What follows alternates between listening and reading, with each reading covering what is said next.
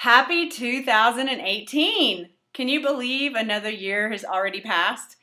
It goes by so fast. And I'm curious, do you feel like you're accomplished for 2017?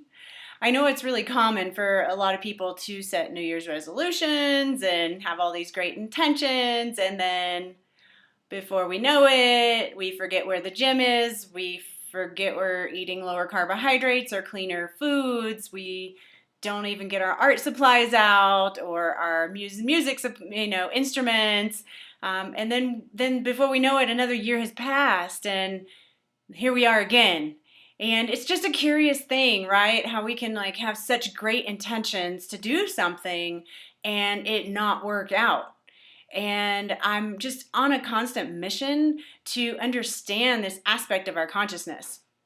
So it could seem like a little bit of a trap. Like, why does this happen, right? And I could totally give you so many reasons and people and circumstances to blame. But the truth of it is, it really lies in the fact that everything is energy, all right? And everything has a very specific vibration, and like attracts like. So whatever we are holding as our primary vibration is what we experience in our world. So in essence, we are kind of calling in certain things. And so if we're calling in things that aren't happening, like if we set an intention but it's not happening, there's a reason why. You see, every single thought you have has a very specific vibration and frequency. Thoughts are energy, and all energy has vibration and frequency. And our thoughts go out and create, right? That's how we manifest things in the world. The thing is, if there's something we're not manifesting, then there must be some kind of underlying energy frequency or thought process or belief system or habit or pattern that we're doing unconsciously or that's located in the subconscious that keeps reasserting itself. So let me explain. Let me kind of help you understand this just a little bit. So close your eyes and take a deep breath. And just notice how your body feels in space. Notice how your breath is moving through your body. Notice your posture. Just notice how you feel. Maybe even as you're considering this conversation. Maybe you think it's kind of a little bit far-fetched. Maybe it is. And maybe it's not. And what if the thoughts that we're having around vibration, frequency, and our thoughts creating are causing us to not be in the flow? So notice how your body's feeling right now.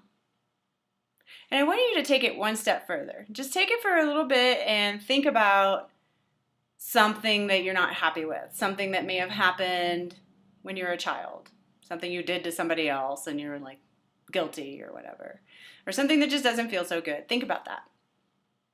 And think about how it felt to experience that. And notice how it feels in your body while you're thinking about that. How's your breath? How's your posture?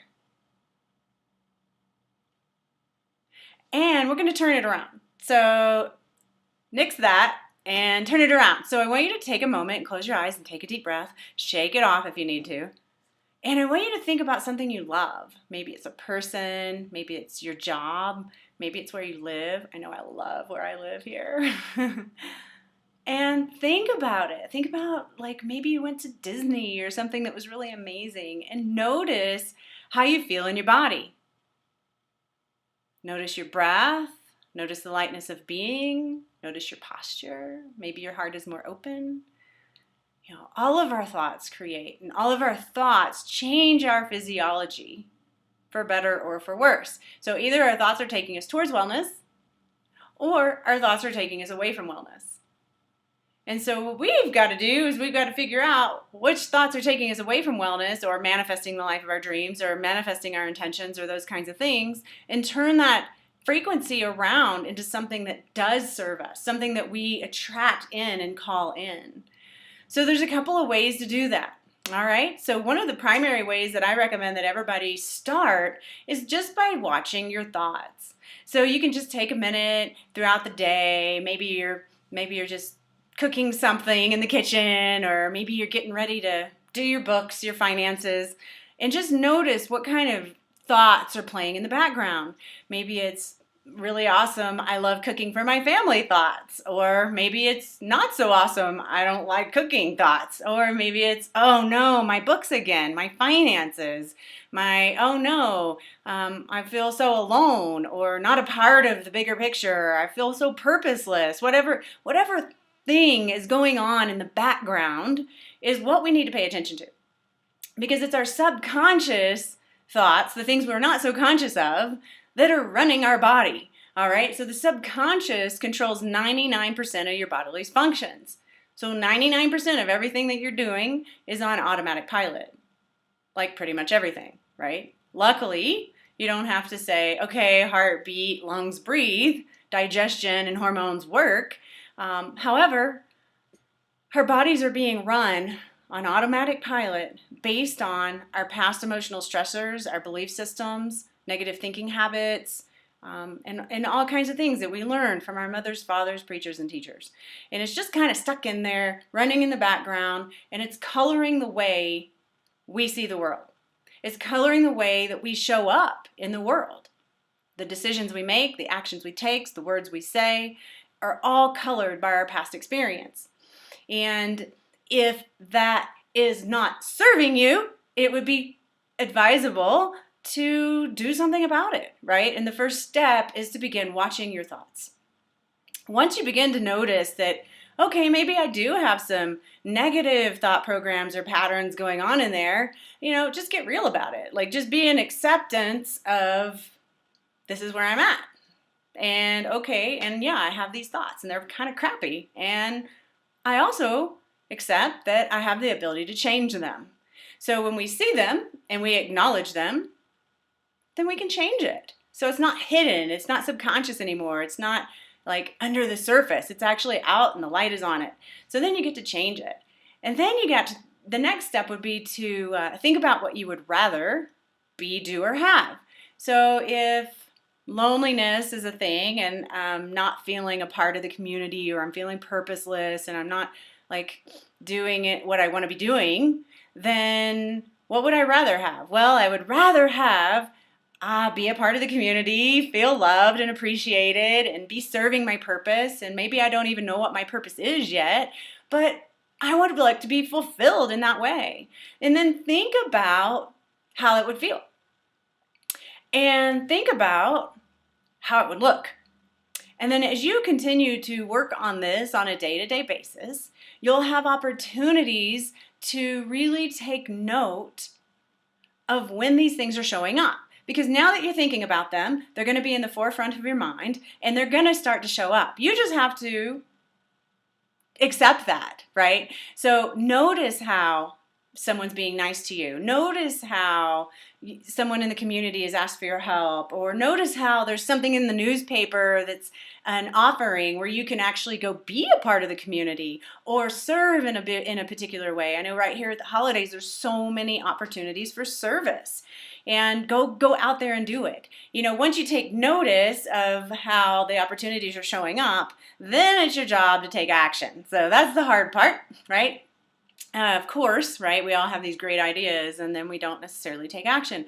But when we start to unfold like the reasons why we're not taking action, it becomes a lot easier to take action because we, again, shine the light on it and go, oh, you know what, that's an old story. Or, oh my gosh, I personally was just having a thought the other day, or I said something and it just blurted out of my mouth, and I later went, that's not even how I feel, but that's exactly what my mom would have said. So, we're constantly just playing out programs, kind of like a computer that's been programmed, and we've got to update our software. We've got to update our program so that we're not playing out that old stuff, and we get to be in a place of choice around what kind of life we live. And so this little exercise that you just went through, yeah, I mean, it's great to do this once, but it would be really awesome to make a daily practice of it. And when you begin to make a daily practice of it, you begin to invite in a level of consciousness into your life that is so powerful and creative that there's no looking back. There's no going, oh, I don't know, I can't, I'm worthless, I'm not good enough, whatever story, because you're taking the responsibility and you're owning it and you're like, okay, yeah, that was my story, but that's not my story. And I'm changing my story and I'm going to take action to make that happen. Now, of course, it's not always easy. This is not an easy path, okay? I've been at this since I was 19 years old, healing myself from bipolar manic depression. And at the time, affirmations was put in my space and it just seemed like it was not really doing anything. I can remember totally like taking a drive in my car, being so upset, just literally wanting to die, and yelling affirmations at the top of my lungs so loud to simply drive out and drown out the negative thoughts, the self-hatred and all the stuff that was going on in my mind it was so difficult to not pay attention to. And I would yell and I would cry and I would scream, and that was I don't know, 20 years ago almost, 18 years ago, and here I am. And I'm not having those conversations, those screaming matches with myself and those kinds of things, because I have used this as a daily practice, and I keep working it and working it and working it, because I absolutely knew then that I was not going to live my life that way. And you have that choice. You have that choice.